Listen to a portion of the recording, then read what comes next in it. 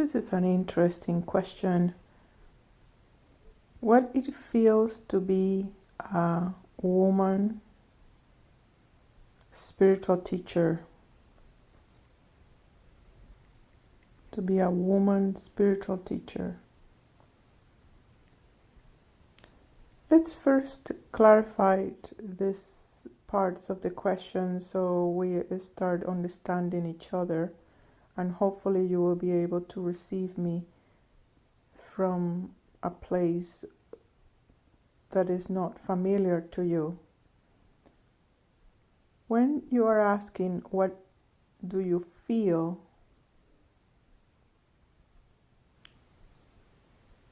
the feeling is not the same as the feeling that you may describe it as your feelings. In this state of perception, the feelings have another resonance.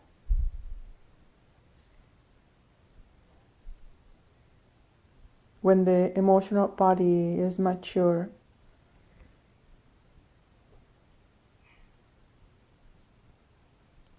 and the I, the personal I, have disappeared,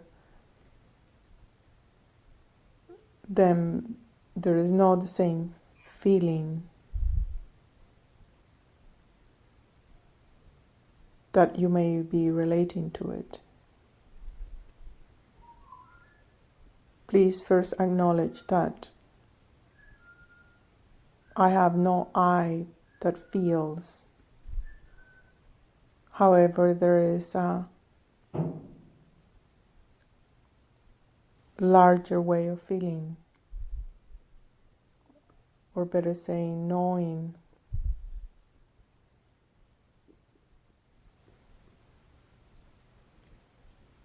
And that knowing, that feeling is highly sensitive and highly connected.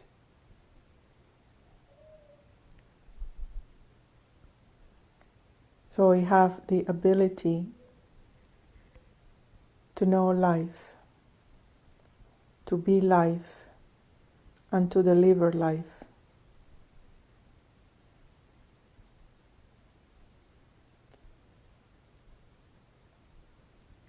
Then the woman that you may be referring to, it also disappears. And if being give birth to the goddess principle, to the embodiment of the goddess principle or the feminine principle.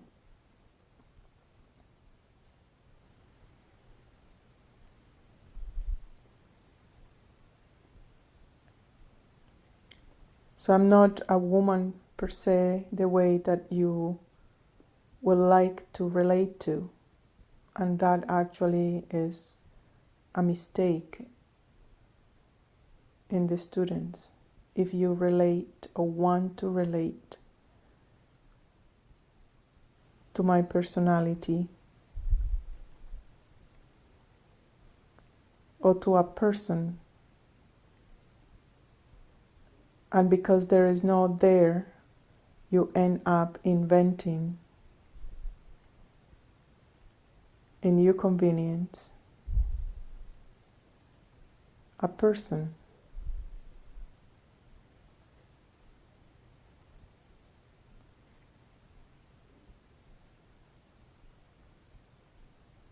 So let's start with that understanding. You need to be a little bit open and a little bit away from what meaning you have given to your question, so then we can understand each other, and you perhaps can receive the teachings not from what you know, but from a fresh point.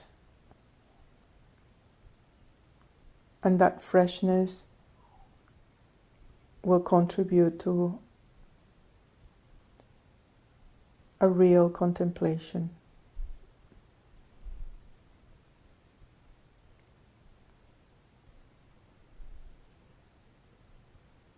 So let's start first relating that, the very embodiment of the life force.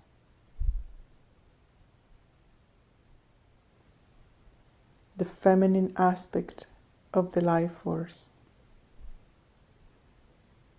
Let's call it goddess just for us to understand each other.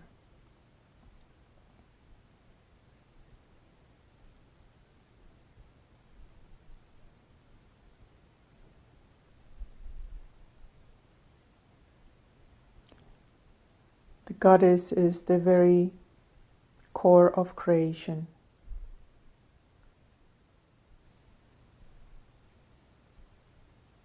This feminine principle is a huge womb that delivers constantly life.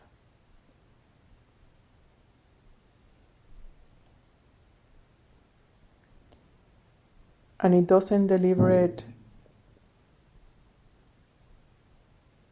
unconsciously. It knows every single child. It knows every single thought. It knows the needs of their children and is eager to supply what it needs for the children to gain consciousness. It doesn't please the capriciousness of the children, but instead it supplies a steady infrastructure where consciousness is stimulated in the child through either pleasant or unpleasant experiences. The magnitude of the life force, it not only encompasses Earth, but all the galactic dynamics, cycles, adventures, incarnations, dissolutions, end of worlds, and so on.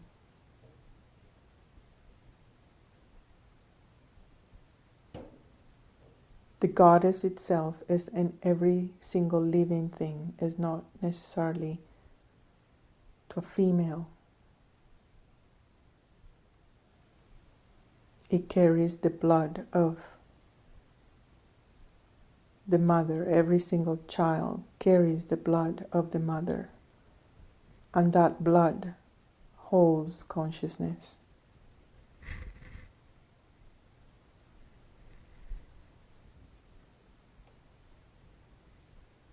We all come from there, from that beginning of the goddess. All living forms come from there. She rejoices in giving countless shapes and countless expressions for us to explore.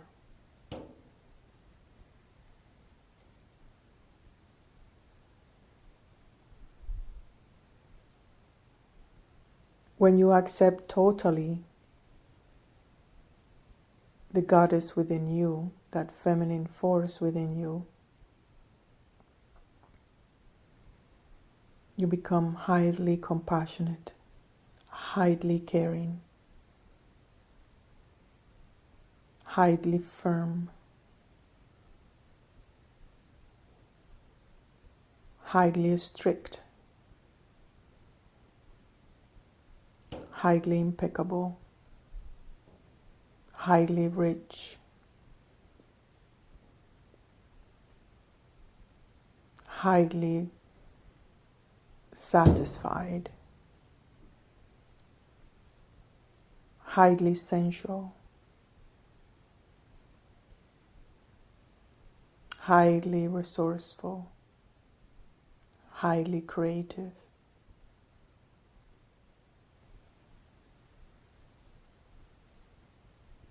Her attributes are infinite.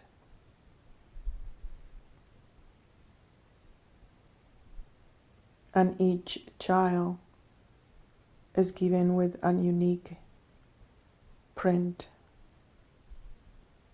Nobody is the same. That is the richness of the goddess.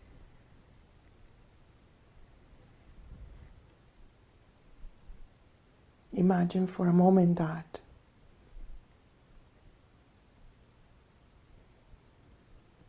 Are you imagining all those countless worlds, hundreds and thousands of universes with solar systems? That's all her creation. All creation comes from that principle. And that principle applies exactly the same in your cellular system, especially in your blood system, your circulatory system.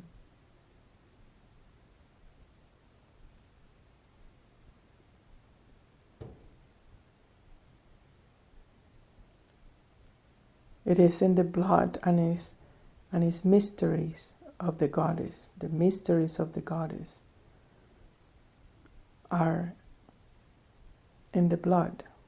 The blood is the key to understand yourself, your genetic line, and the countless forms that you are connected with. Do you see your immensity? Your blood is the one that journeys back and forward in time, so to speak. Your ancestors and preceders can be accessed, felt, experienced, and affected with consciousness attention placed on the blood.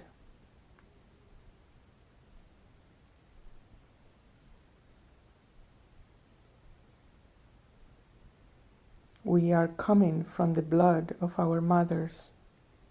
We have been nourished ourselves, form every single part of our body through our mothers.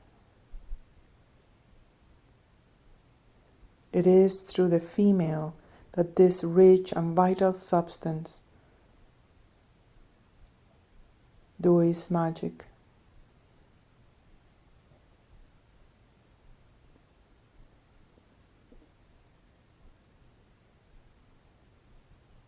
And in here I have to touch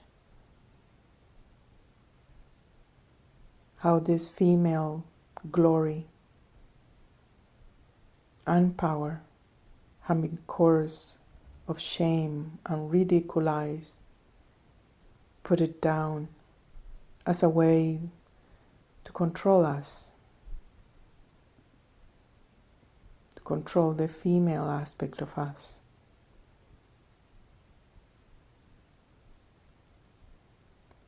To control that living symbol that demonstrates the cycle of our connection to our ancestors and to the codes of consciousness that is stored within all beings. That powerful substance that is our genetic library. It's our genetic connection to the whole universe. Is the one that catalogizes the essence of the spirit, the essence of our own archive, our own personal, planetary, and celestial experiences are in the blood.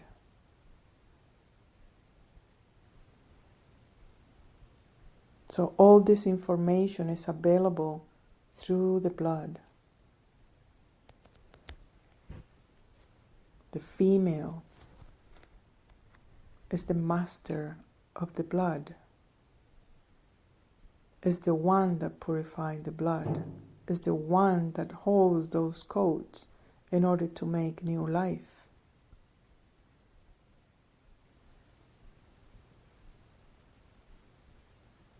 Blood by itself in the body have the information, but once it goes through the purification and enrichment of the hormone cycles, when it's ready to be nourishing another living being,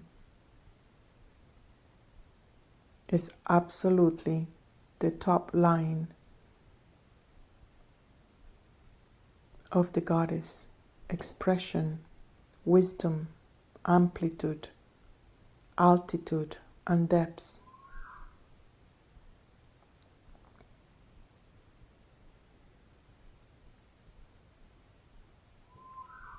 And when we menstruate, when that blood comes out of our body,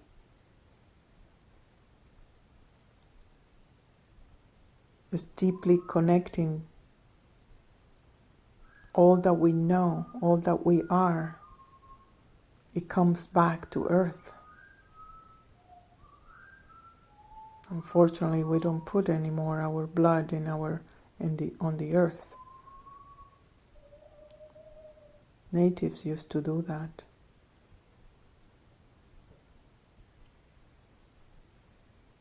And by doing that act, we get nourished back. The goddess get fed. The goddess get acknowledged.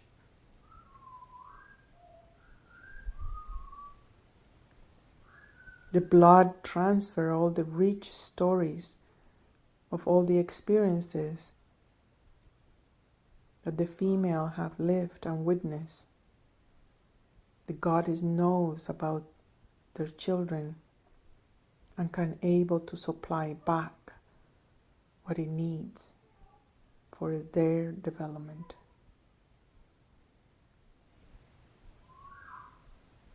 Your blood is rich with those stories. It is filled with patterns and designs of a geometric nature that reorganize themselves according to the state of consciousness and intent of the women.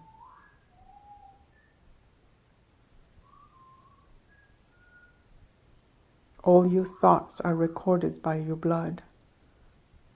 They're imprinted with a distinct font according to your feelings, and then radiated outwardly for all worlds to know and to read.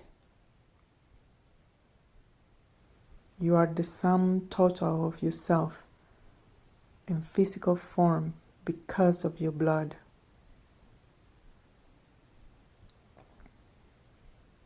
Know where the blood comes from. You're born from the deep caves of the bones. That's where it's produced. And then it's enriched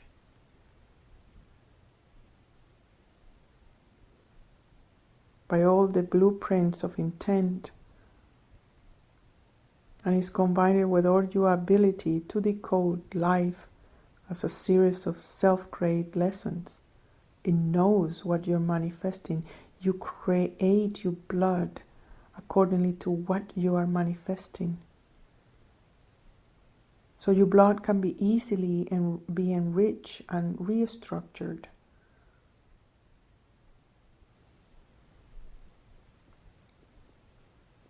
The way your blood that can be enriched, altered,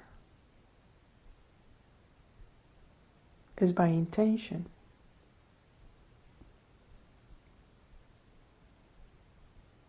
Your brain have those tiny particles of light, like magnets that are affected by the rays of the sun.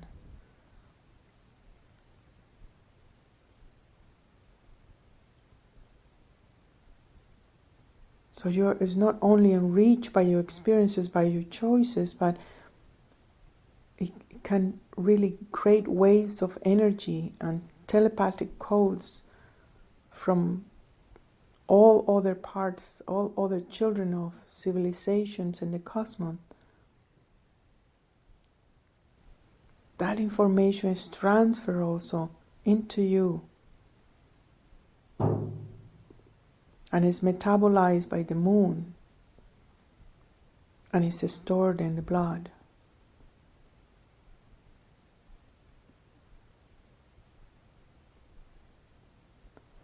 So that's why I underline many times the importance of body work to maintain the structure and refresh your blood, the function of your liver, the importance that is needed to do your panchakarma, to go into purification, so the blood have a chance to regenerate itself, have a chance to have the ability of healing, clean from impurities. Because if the blood is clotted by impurities, it cannot read this magnificent library.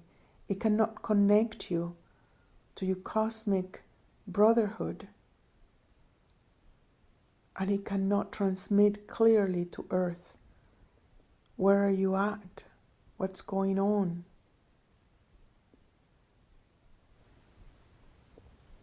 It is important to be aware of the power of your blood and in the construction of the earth and other feminine aspect. It is the time now, and you may see many females, spiritual teachers coming up now because of the importance that is needed now to upgrade values about the blood, about the menstrual cycles, about the feminine, about the goddess.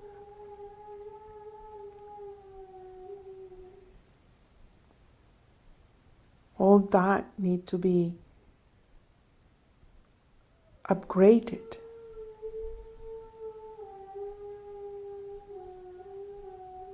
And all the belief systems and the shame that we have put in our blood as a female have to be reconsidered.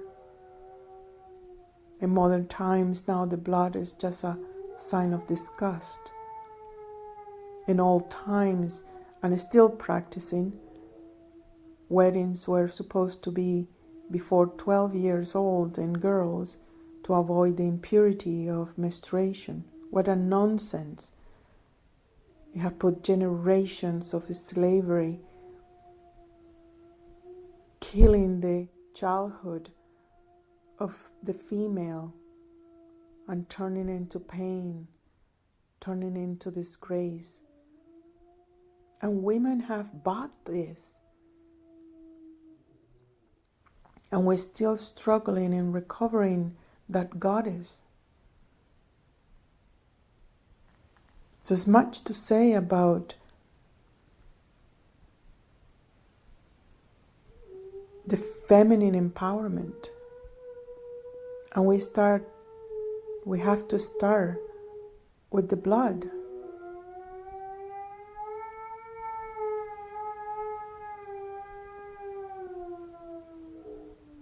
We have to start with honoring what the goddess is and what He have given us and what is His function. There will be no other way than to start with what is in front of us, our own blood. The female blood, the female menstruation, the source of life,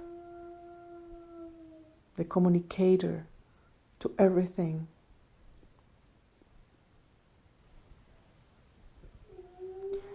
So, to be a female spiritual teacher, you are in front of empowering the goddess in all of you, male and female. How you treat yourself, how you conduct yourself as a female. And I'm talking also a female in the males. just the life force, the feminine force. Where are you at? As a female spiritual teacher, we have no other choice than to embody the goddess and to defend that library that we have. We are titled to be the creators in a rank that is immense and infinite. We are entitled to empower life force. We have a multiple resources. We can touch many topics. We can connect different information.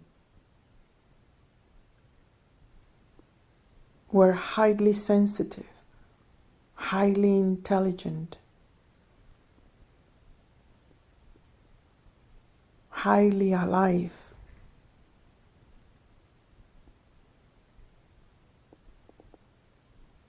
So as a teacher is just to teach that, is to embody that, is to set an example of that, is to inspire you about that, is to explain to you about that.